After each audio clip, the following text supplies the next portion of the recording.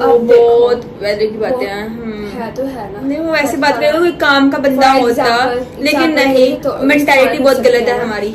So hello guys, कैसे हैं आप लोग? उम्मीद है आप लोग सही सलामत होंगे। आपका स्वागत है वर्ल्ड रिएक्शन इंडिया के एक और नए मिक्स एक्शन वीडियो में। सो इस हमारे पार्लियामेंट में हमारे इंडिया के ही एक पार्लियामेंटर ने यह बताया था कि इंडिया में सबसे ज्यादा पाकिस्तानियों ने अप्लाई किया है रहने के लिए। और क्या आपको पता है कि पाकिस्तानी पूरे वर्ल्ड में कितने पाकिस्तान से बाहर जा रहे हैं? आपको नहीं पता होगा। 1 करोड़ से ज्यादा पाकिस्तानी पाकिस्तान से बाहर रहते हैं। जो वहाँ पर पढ़े लिखे पाकिस्तानी होते हैं वो पाकिस्तान से बाहर ही जाना चाह रहे हैं। और यह मैं नहीं कह रहा, यह वहाँ की गवर्नमेंट और वहाँ के लोग खुद ही कह रहे हैं। इस वीडियो में आगे यह बात आपको पता चल जाएगी। और इस समय पाकिस्तान की क्या सिचुएशन है यह भी आप इस वीडियो को देखकर समझ जाएंगे। तो बिना किसी देरी के चलिए आज की वीडियो शुरू करते हैं। शुरू करने से पहले गाइस, अगर आप इस चैनल पर नए हैं तो प्लीज इस चैनल को सब्सक्राइब कर लीजिए। आपकी सपोर्ट की जरूरत है इस चैनल को। और ऑल ओरिजिनल वीडियोस के चैनल लिंक आपको डिस्क्रिप्शन में मिल जाएंगे, आप चाहें तो चेकआउट कर सकते हैं। और ऐसे ही किसी भी वीडियो का अगर आप मिक्स सेक्शन देखना चाहते हैं तो आप उस वीडियो का नाम मुझे कमेंट सेक्शन में बता सकते हैं। मैं उस वीडियो का मिक्स सेक्शन जल्दी इस चैनल पे आपके लिए लेकर आ जाऊंगा। मैं आपसे मिलता हूं वीडियो के लास्ट में। आप वीडियो एंजॉय करिए। कुछ दिन पहले मेरी वीडियो का टाइटल था should I move to America, जिसमें मैं पाकिस्तान से हिजरत करने के फायदे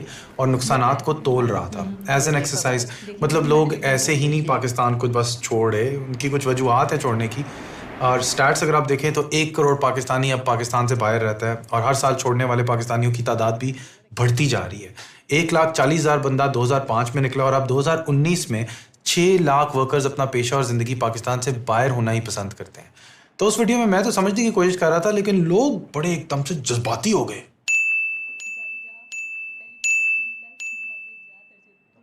वही बंदा जो गली में कचरा फेंकते हुए कहता है अबे मेरे बाप का घर थोड़ी है, किसी और को पाकिस्तान छोड़ने की खबर पे उसकी मुहिब्बुल वतनी जाग उठती है। वही बंदा जो आज़ादी के जश्न मनाने में हवाई फायरिंग करते वक्त नहीं सोचता कि जिस गोली ने ऊपर जाना है उसने वापस नीचे भी तो आना है। नेशनलिज्म के नाम पे जहालत भी पेचीज आ सकती है ब्रो। थोड़ा सोचो कि लोग पाकिस्तान को क्यों छोड़ना चाहते हैं। क्या उनमें टैलेंट की कमी है? Are they not faithful to the country? Talent तो पाकिस्तानियों में बहुत है, बस उसकी तरबियत नहीं की जा रही। मतलब हाँ, ऐसे भी लोग हैं जो कभी इस मुल्क को ना छोड़ना चाहें, जैसे कि मैं, जिसको इज्जत और कमाई इस मुल्क ने दी अल्हम्दुलिल्लाह। तो वो तो नहीं छोड़ना चाहेंगे ना। इंसान तो उधर ही रहना चाहता है जहाँ उसको इज्जत और कमाई मिले। मतलब लोग गुर्बत और जलालत की ज़िंदगी तो नहीं रहना चाहते ना यार। यहाँ की माइनॉरिटी से आप जाके ज़रा पूछें, हर इंसान मेरे वाले हालात में नहीं है। आप सोचो, आप पाकिस्तानी टैलेंट हो और आपका पोटेंशियल ही ना रियलाइज़ हो रहा हो, तो आप उधर नहीं जाना चाहेंगे जहाँ आपकी सलाहियतों को बेहतर इस्तेमाल किया जाए। आईटी इंडस्ट्री की मिसाल ले लें कि हर जगह सारे मिश्राज और जेम्स ही का क्यों काम हमें नज़र आता है। किसी पाकिस्तानी वसीम, शकील या रहीम का नाम क्यों नहीं नज़र आता? तुम्हारे भी कोई दोस्त होंगे आईटी के अंदर, उनसे ही पूछ लो, क्या उनको किसी यहूदी ने रोका हुआ है या उनको किसी एजेंसी ने रोका हुआ है? तो लो जी, मज़े की बात यह है कि हमने अपने आप को ही आगे बढ़ने से रोका हुआ है। पाकिस्तान में एक डेवलपर कोड लिखता है, दुनिया की बड़ी बड़ी ऐप्स को चलाने में उसका बड़ा हाथ होता है, लेकिन उसके अपने नाम से उसको कोई नहीं जानता, क्योंकि हम अपने लोकल टैलेंट को गोरे के नाम से बेचते हैं। This is Ehsan Khan. I'm an Asian, British Asian actor. जिस मुल्क में शनाख्ती कार्ड तो है लेकिन टैलेंट को उसके अपने नाम से ही नहीं पहचाना जाता, तो उस मुल्क के नौजवान की मोटिवेशन का लेवल क्या होगा भाई? मुल्क ऐसे ही नहीं छोड़ के जाना चाहती ना वो। कभी कभी तो लगता है कि भाई क्या बनेगा, लेकिन अभी कुछ ऐसे नासिर हैं जो शायद सिस्टम में चेंज ले आए। असल में हम पाकिस्तानियों की बात ही यही है कि हम हार नहीं मानते।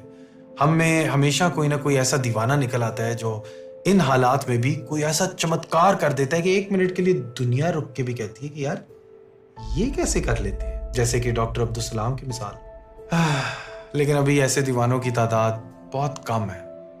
आईटी की बात कर रहा था और इसी रिसर्च में मुझे रिमोट बेस का नाम पता चला। एक ऐसी कंपनी जो पाकिस्तान से सॉफ्टवेयर इंजीनियर्स ढूंढती है, उन्हें ट्रेन करती है और फिर उन्हें अपने सिलिकॉन वैली के क्लाइंट्स के साथ काम देती है, असली नाम से, और अपने असली काम से रिकग्नाइज भी अब लोग हो रहे हैं। अगर तो कंपनी ऐसे चल पड़े तो जल्द हमारे रहीम और शकील को भी दुनिया पहचानने लगेगी। लेकिन अभी तो बस चंद ही कंपनीज ने ऐसा करना शुरू किया है और हमारा मुल्क निचले तबके की मेहनत पर चल रहा है और इनकी मेहनत पर बस लोग अमीर से अमीर से अमीर होते जा रहे हैं। दरअसल इस तबके को दबाने में अमीरों का ही फायदा है। मुझे अमीर को नहीं रे, ये 2 गरीबों को उठा ले। मतलब यहाँ तो पाकिस्तान अपने दुश्मनों से भी सीख सकता है। ओ भाई रिलैक्स रिलैक्स, दीन ईमान बदलने की यहाँ पे बात नहीं हो रही, बस हकीकत पसंदाना तरीके से इसराइल पे एक नजर मारने की बात हो रही है। इसराइल, यहूदी मुल्क, जो कि हमारे से साइज में कई गुना छोटा है, मगर आईटी एक्सपोर्ट्स की हमारे से कई गुना ज्यादा है। इधर हम अपना टैलेंट एक्सपोर्ट कर देते हैं ना, और उधर वो टैलेंट इंपोर्ट करते हैं ना, यानी कि यहाँ पे जो ब्रेन ड्रेन है वहाँ पे ब्रेन गेन है। इसराइल के की इकोनॉमिक मैट्रिक से साबित हो रहा है कि नमूना है वो इनोवेशन और एंटरप्रेन्योरशिप का। ये सब जान के दिल तो मेरा कर रहा था कि इस कामयाबी का बायस मैं इनके यहूदीपन पे डालूं कि शायद इनकी नस्ल ही ऐसी है, मगर पता ये चल रहा है कि ये भी एक ओवर सिंप्लीफिकेशन है, क्योंकि तहकीक से हमें यह पता चल रहा है कि इधर किसी एक नस्ल का इंसान रहता ही नहीं है। यहाँ दुनिया भर से यहूदी हिजरत करके आते हैं, मुख्तलिफ ज़ुबानें, रिवायतें, तहजीब अपने साथ लेकर आते हैं इस खत्ते में। मतलब जो तगय्युरात यहाँ कल्चर्स में मिलती हैं, यहाँ IQ में भी पाई जाती है। हाँ, यहाँ यहूदी ईमान तो सबका है, मगर पूरी दुनिया से लोग उठ के यहाँ पे आते हैं। That makes it culturally diverse, और यही बात इंडिया में भी पाई जाती है। रिलैक्स, कल्चरल डाइवर्सिटी की बात हो रही, दीन ईमान बदलने की बात नहीं हो रही। मतलब बहुत सी नस्लें हैं इंडिया में, ethnic, racial, gender, caste biases तो इंडिया में भी हैं, जो कि हम सब में होते हैं, मगर काम के मामले में कामयाबी हासिल करने के लिए इन तासुबात को दरगुजर कर दिया जाता है। शायद इनसे हम यही सबक सीख सकते हैं, और शायद यही वजह है कि इंडिया के टेक CEOs अमेरिका में बहुत कामयाबी हासिल कर चुके हैं। सिलिकॉन वैली में Microsoft, alphabet, Adobe, IBM, VMware, Vimeo, सब के CEOs जो है वो इंडियन विरासत के। तो नीचे सवाल जरूर आएगा, आर यू मुस्लिम? और उसके जवाब में हम कहेंगे कि क्या मुसलमान सिर्फ मुसलमानों से ही सबक सीख सकता है? तो इंडियंस ने ऐसा क्या किया कि आज बड़ी बड़ी कंपनीज ने अपनी भाग दौड़ उनके हाथ में दे रखी है? जहां हमने अंग्रेजों से तबकाती निज़ाम और अफसरशाही सीखी, वहां इंडियंस ने उनसे रिसर्च, मॉडर्न वर्क कल्चर और इंसानी रिसोर्सेज की इज्जत करना सीखी। अपने काम और अपने नौजवान टैलेंट को उनने चुक के रखा है, एलिवेट कर दिया है। IT में उनके तालीमी इदारे, उनका सिस्टम, उनके बिजनेसेस सब मिलके एक एक इंजीनियर को चेंज मेकर बना रहे हैं, और हमारी सुई अभी तक 9 से 5 पे अटकी हुई है। चलो माना डिसिप्लिन जरूरी है, मगर ये 9 से 5 का सिस्टम तो गूगल ने भी काफी देर पहले तर्क ही कर दिया था। एक सॉफ्टवेयर इंजीनियर चाहे 4 से 8 बजे काम करे, 10 से 11 बजे काम करे, कोई फर्क थोड़ी पड़ता है। कंपनियों को तो ये फिक्र होनी चाहिए कि भाई काम करने वाला प्रेशर में तो नहीं आ रहा, उसका लैपटॉप काम कर रहा है ना, रिमोट बेस भी यही कर रहा है। मेरे ख्याल से वक्त आ गया कि अब हम इस यहूदी ऑब्सेशन से कुछ अच्छा भी सीख लें। पिछले 20 सालों से Google, Cisco, Microsoft, Intel, eBay सब इसराइल की सिलिकॉन वादी में बैठे हैं, कोई यहूदी साजिश करने नहीं, टेक्नोलॉजिकल इनोवेशन करने। बेसिकली ये टेक्नोलॉजी की तख्लीक ही है इनकी पैदावार का जरिया, खास तौर पे स्टार्टअप्स में। इसीलिए इसराइल को स्टार्टअप नेशन भी कहते हैं। इमिग्रेशन का भी कोई छोटा किरदार नहीं है इसराइल की तरक्की में। एक ह्यूमिलिटी आती है किसी नई जमीन पे जाके रहने से। मतलब आपके कुछ चाचा मामे का टैका नहीं है उस जमीन पर, और अगर आपको उस जमीन पर रहना है तो आपको उन्हीं के कानून कायदे के हिसाब से चलना पड़ेगा। किसी भी इमिग्रेंट से जाके बात करो, जहां पे भी वो रहते हो, तो वो अपनी कहानी जरूर सुनाएंगे कि उनको क्या कुछ पीछे छोड़ के आना पड़ा इस नई जमीन पे आके रहने के लिए, कैसे उनको सीढ़ी के नीचे से ऊपर चढ़ना पड़ा। सिलिकॉन के इंडियन टेक CEOs की भी यही खास बात है। ट्विटर के CEO जैक डॉर्सी ने जब इंडियन CEO प्राग अग्रवाल को चुना अपने आप को रिप्लेस करने के लिए, तो उसमें भी उनने यही खुसूसियत पाई, ह्यूमिलिटी की, जो कि कंपनी को चलाने के लिए मुफीद है। So there's a very different skill set that you need to start a company because you don't have money. अगर पैसे भी नहीं है और आपके पास लोग भी नहीं है और आपने कुछ क्रिएट करना है, जब वो एक छोटी सी बेसिक सी चीज़ चल जाती है, फिर आपने नेक्स्ट स्टेज पे जाना है, आपने 3-4 लोग हायर करने हैं। The skill set for that is very different from the first skill set because now you need to manage people. Next stage है where you need managers to manage people. The biggest skill set that a CEO needs that wants to go long term is adaptability and learning, right? Learning on the job कि आप कैसे एक stage से दूसरी पे जाते हो, फिर आप सारी चीज़ें ट्रैश करते हो या सीखते हो उनसे, and then you go to the next one, then you go to the next one, and then you go to the next one. कुछ ही साल पहले लोगों का रिमोटली काम करने में इतना एतमाद नहीं था, लेकिन कोविड की वजह से ये सब बदल गया है और रिमोट बेस के जरिए और से और पाकिस्तानी सॉफ्टवेयर इंजीनियर्स को रिमोटली काम करने का मौका मिल रहा है। तो अगर आप सॉफ्टवेयर इंजीनियर हैं तो आप अप्लाई करना चाहेंगे, link in description. Unlike a software house हमने कोई बैरियर नहीं बीच में रखा हुआ। सो हमने ये नहीं किया हुआ कि हमारे पास we don't have project managers, we don't have designers, we don't have all these people, and the core concept is के वो लोगों के साथ डायरेक्टली काम करें, उनके साथ ट्रेन हो, हम लोग भी उनको हेल्प करते हैं as a community, and then they grow as software engineers. It's a very different model in that aspect. तो भाई पाकिस्तान को भी बहुत कुछ सीखना है स्टार्टअप्स के मामले में भी। हाँ, बाकी मुल्क के हालात भी असर करते हैं स्टार्टअप के फेल होने में, मगर इसराइल की तरफ अगर आप देखें तो ये लोग तो जंगें लड़ते लड़ते भी और हम लोग का सामना करते करते भी अपनी ग्लोबल वेंचर कैपिटल को 2000 में डबल करते रहे। काम करने के तौर तरीके से यार बड़ा फर्क पड़ता है।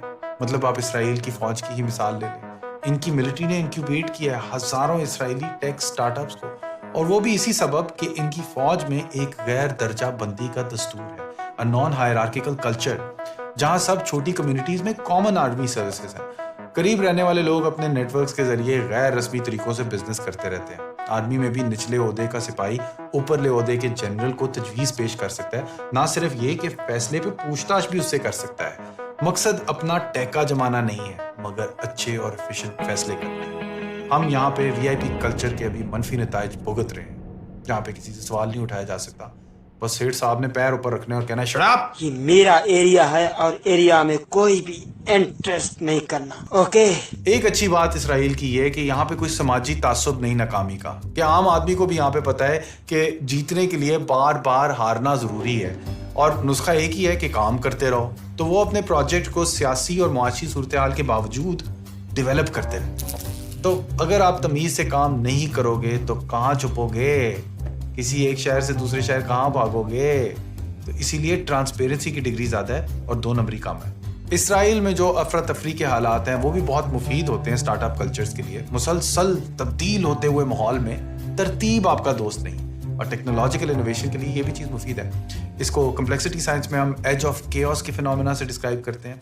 ये एज ऑफ केओस हम पाकिस्तान में भी एक्सपीरियंस करते हैं और कुछ पाकिस्तानी स्टार्टअप्स इसको इस्तेमाल कर रही हैं अपने आप को सक्सेसफुल बनाने के लिए, जैसे कि एयरलिफ्ट, बाजार, जमीन, बाइकिया। मगर जहां इंडिया में 85 यूनिकॉर्न कंपनीज हैं अब, और इसराइल में जन्म ली हुई टेक स्टार्टअप्स भी 79 यूनिकॉर्न्स बन चुकी हैं, पाकिस्तान में एक भी नहीं है। देखा आपने लापरवाही का नतीजा है। मतलब इतनी भी मायूसी मत लो इस बात पर, क्योंकि 2020 से 2021 में पाकिस्तान की इंफॉर्मेशन टेक्नोलॉजी के सेक्टर में 40% ग्रोथ आई है। आईटी और आईटी इनेबल सर्विसेज में हाईएस्ट ग्रोथ रेट है ये compare to all other industries in this region. March 2021 में पाकिस्तान के ब्रॉडबैंड कनेक्शंस 100 मिलियन टच कर गए। Micro enterprises, independent consultants and freelancers have contributed around $500 million to the IT and ITES exports, and the annual domestic revenue exceeds $1 billion. करता है Russia से, France से और भी बहुत सी कंट्री से, लेकिन अब इंडिया ने एक्सपोर्ट स्टार्ट कर दिया है। और ये भी, और फिर आप हम सबको पता है कि इंडिया जो है दुनिया में आई थिंक सो नंबर 2 या नंबर 4, मुझे अभी इसमें कन्फ्यूजन हो रही है, नंबर 2 या नंबर 4 मेडिसिन का एक्सपोर्टर है। और इतना ज़्यादा मेडिसिन इंडिया में बनती है, इवन पाकिस्तान में भी वो आती है और भी बहुत से मुल्कों में जाती है। इसके साथ साथ इंडिया ने ना सिर्फ मेडिसिन के एक्सपोर्ट में बहुत बड़ा नाम किया। जब कोरोना आया और उसके बाद इंडिया ने जिस तेज़ी के साथ वैक्सीन बनाई और जितनी तेज़ी के साथ लोगों को वैक्सीन मुहैया की, इसके साथ साथ अफगान लोगों को भी 5 लाख वैक्सीन डोनेट की। तो ये अमीर, ये गरीब तबका, हम तो भाई जन्मों से बड़े अमीर हैं, हमारे तो वो बराबर का नहीं है। हम इस चीज़ में, इस नफसा नफसी में मारे गए। हम अभी भी इन्हीं चीज़ों का शिकार हैं कि वो गरीब है, वो अमीर है, वो तो शाही है, वो तो बिल्कुल ही उसके सामने कमीन है। इन चीज़ों को लेकर आज जागीरदाराना निज़ाम, हाँ, आज भी उसको लेकर हम आज भी फंसे हुए उन्हीं चीज़ों में, और अभी भी जो हमारे प्राइम मिनिस्टर हैं वो नहीं सोच रहे। अच्छा, हमारे गोल क्या हैं, हमारे मकासद क्या हैं? हमारे मकासद वो हैं, हमारे मकासद वही हैं जो हम शुरू से सुनते आ रहे हैं कि या तो ये प्लाट ले लो, या ये घर ले लो, या अमेरिका का वीज़ा ले लो, या ये कर लो तो ये है, ये कर लो तो ये है। वो कह रहे हैं ना कि आपने अपनी नस्ल को तरक्की ही नहीं बताई कि कहाँ से तरक्की है, क्या दुनिया आगे होने वाली है। एक शख्स है जो कहता है मैं 30 साल तक पूरी दुनिया घूमा हूँ। वो पाकिस्तान के भले का सोचता है। वो पाकिस्तान के सारे लोगों को ये कहता है कि सभी लोग काश अमीर हो जाएं। तो वो कहता है मैं पूरी दुनिया घूमा हूँ, अंग्रेज़ों को देखा, सबको देखा, सिर्फ ये ढूंढता रहा कि किस तरह से उन्होंने तरक्की की है, क्यों तरक्की की है और हमने तरक्की क्यों नहीं की। सो गाइस, आज की वीडियो यहीं खत्म होती है। उम्मीद है आप इस वीडियो को एंजॉय किए होंगे। यह वीडियो आपको कैसा लगा प्लीज मुझे कमेंट सेक्शन में जरूर बताइएगा। और अगर आप इस चैनल पर नए हैं तो प्लीज इस चैनल को सब्सक्राइब कर लीजिए। आपकी सपोर्ट की जरूरत है इस चैनल को। और ऐसे ही किसी भी वीडियो का अगर आप मिक्स सेक्शन देखना चाहते हैं तो आप उस वीडियो का नाम मुझसे कमेंट सेक्शन में बता सकते हैं। मैं आपके लिए उस वीडियो का मिक्स सेक्शन जल्दी इस चैनल पर ले आऊंगा। जल्दी मिलूंगा आपसे ऐसे ही किसी मिक्स सेक्शन वीडियो में। तब तक के लिए बाय गाइस।